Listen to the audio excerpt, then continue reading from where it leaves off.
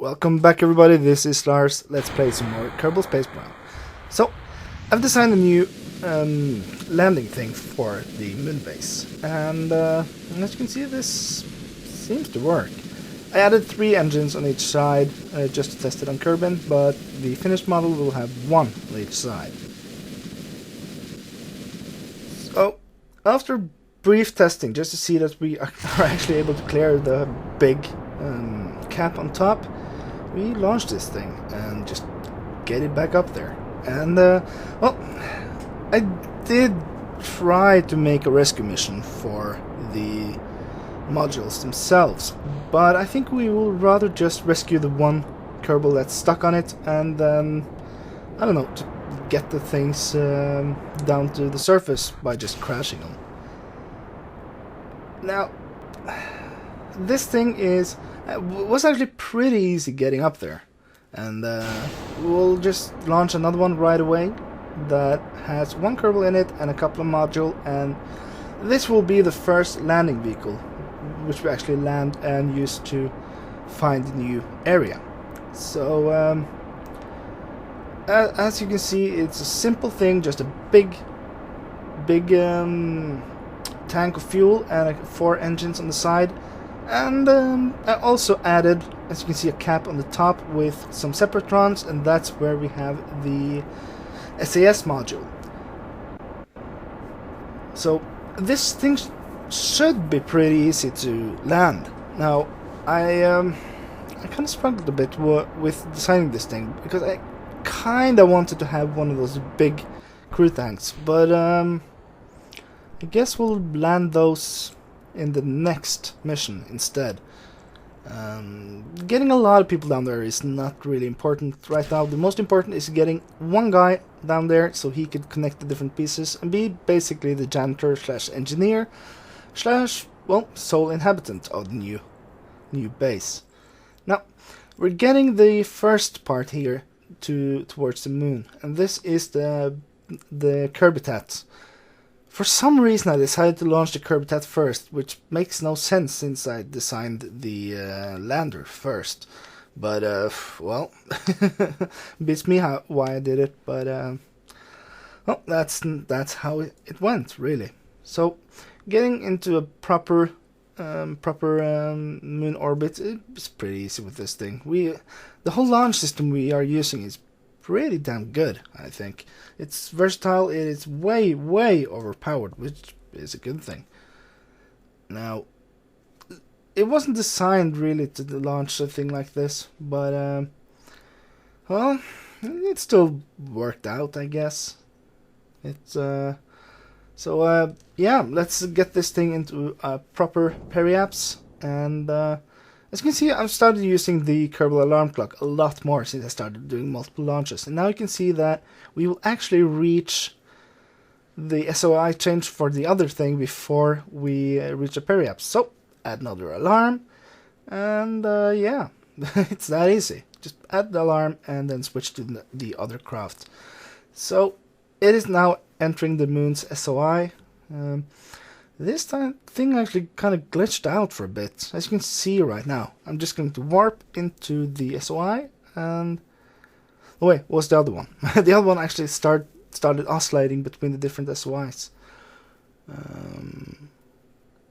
Yeah, so as you can see, just getting the periapse set up. Yep, that's good enough ish. Yeah, around 50k. That is actually a very good height to have when you're trying to land, just because you get a pretty shallow landing, but not just zooming right over the surface. So getting there, starting to circularize, and as you can see, we have tons and tons of fuel in this thing.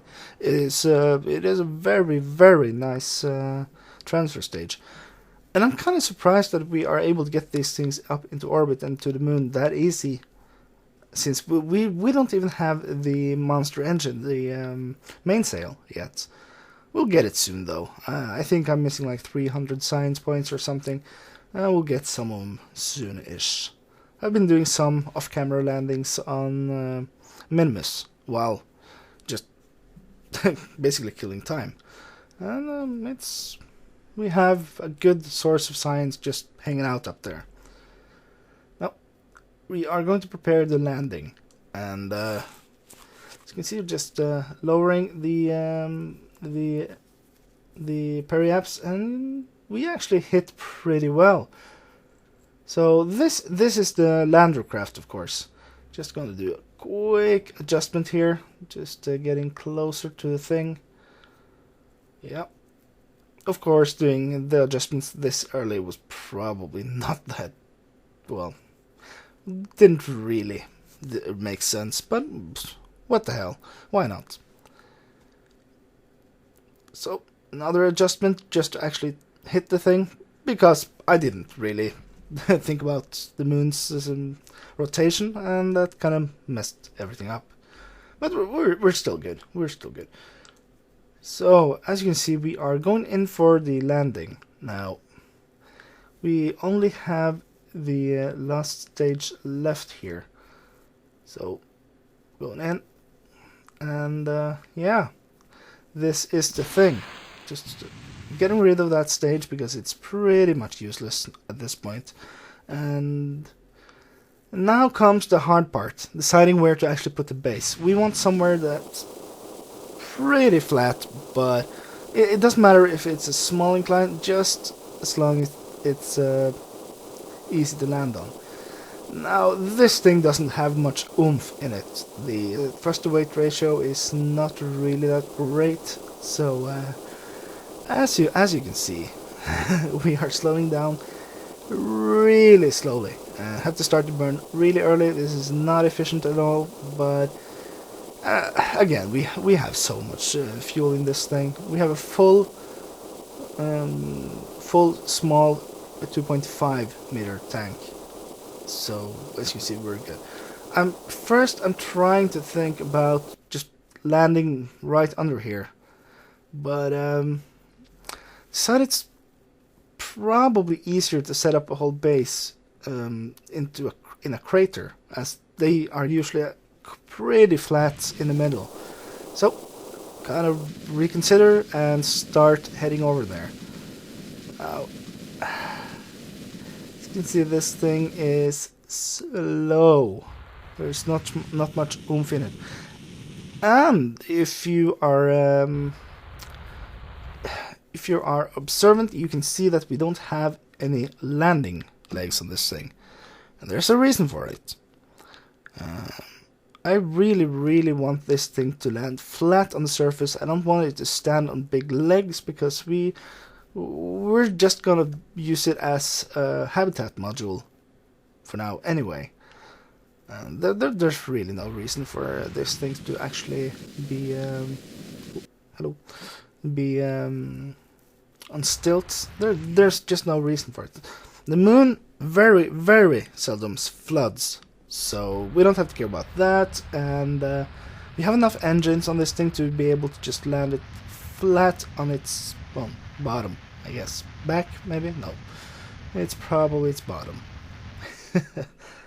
So, just slowly floating over the surface, and yeah, trying to find the perfect spot, which wasn't easy at all.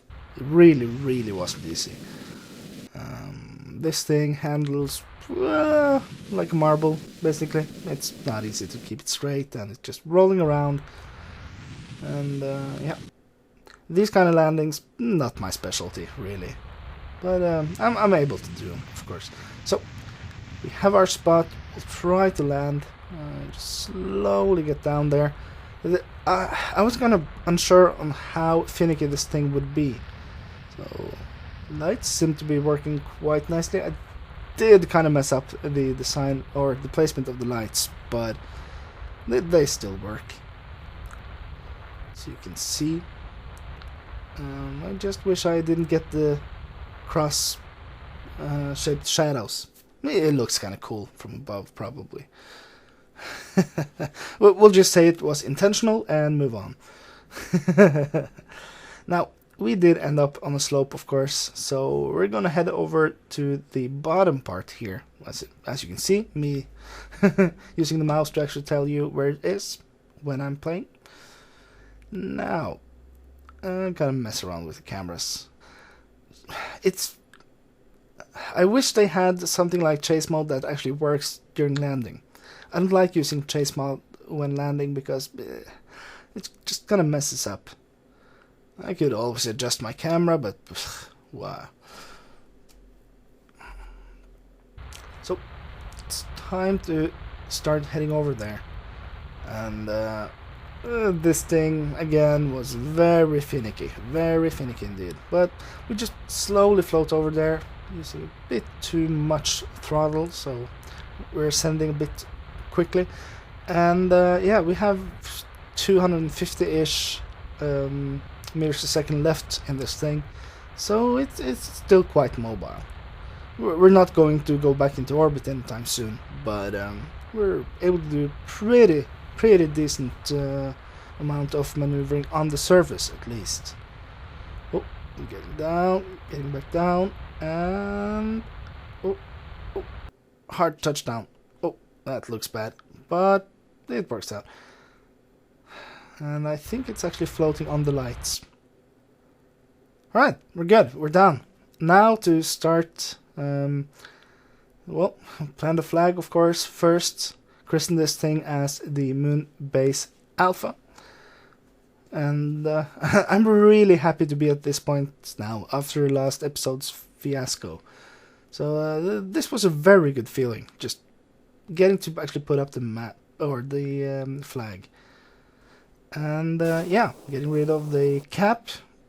This is part of the reason why we were able to actually land, but we don't really need it anymore. And I like my Kerbals to have a good view, so the coupling modules should be much more pleasant to live in with this thing gone. And back down it goes. I was kind of afraid that it would land too close to the base, but no worries at all.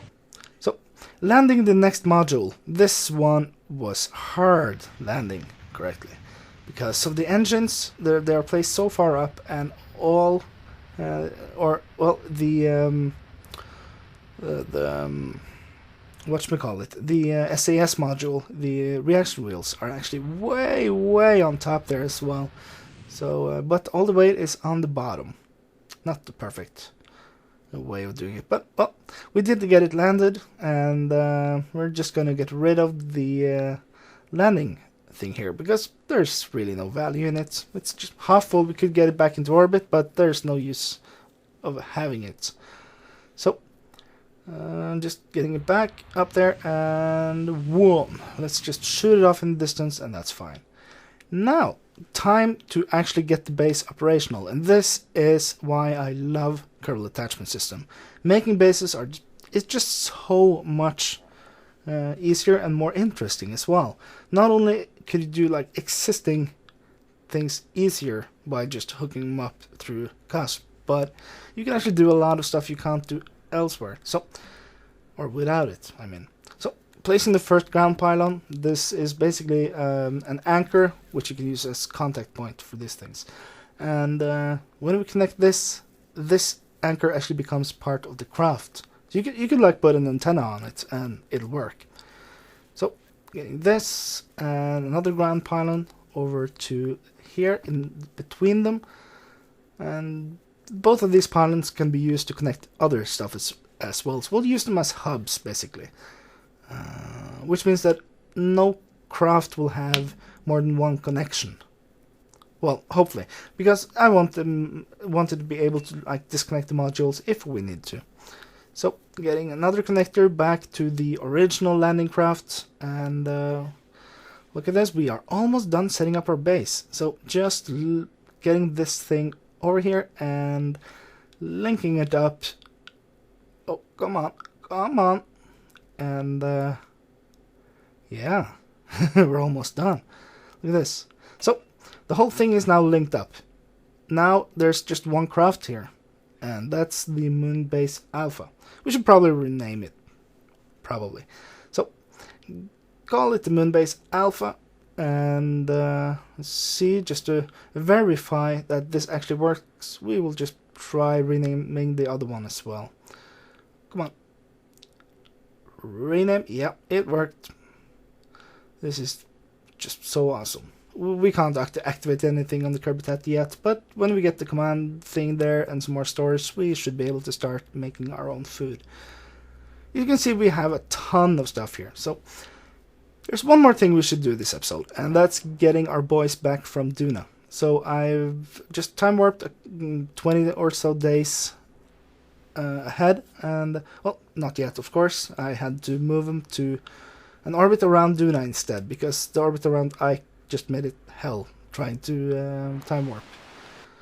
So getting it into a safe orbit away from Ike first, and now for just adjusting it, getting it high enough to be able to warp. And yeah, I don't get that limitation, but whatever. It's there. We'll have to deal with it. So, as you can see, we are now on our way back. We are setting up our orbits, and yeah, we have our approach. So we just get away from Duna and adjust it just a little bit. Oh. As you can see, we just adjusted a bit, and yeah, we have a better approach. So setting up the last node now, and we'll just add an alarm, and hopefully we'll get there soon.